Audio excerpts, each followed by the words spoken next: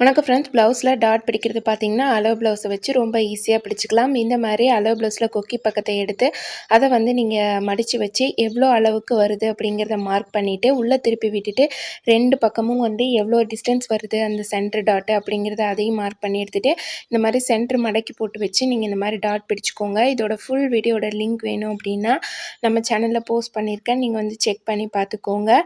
அதுக்கப்புறமேலு second dot பிடிக்கிறப்ப பார்த்தீங்கன்னா வந்து second டாட்டுக்கும் third டாட்டுக்கும் வந்து ஃபர்ஸ்ட் டாட்டுக்கும் இருக்கிற இடைவெளி கரெக்டாக இருக்கணும். அதை செக் பண்ணிக்கோங்க. அந்த வி பீஸ்க்கு வைக்கிற இல்லைங்களா, ஊக்கு பீஸ் வி பீஸ் அதை 2ஆக மடித்து போட்டு நம்ம வந்து அந்த செகண்ட் டாட் எடுப்போம். இது வந்து பார்த்திங்கன்னா ப்ளவுஸில் எந்த அளவு வருதோ தேர்ட் டாட்டும் அந்த அளவுக்கு வந்து மார்க் பண்ணி எடுத்துக்கிட்டு இந்த மாதிரி வச்சு ஸ்டிச் பண்ணிடலாம்.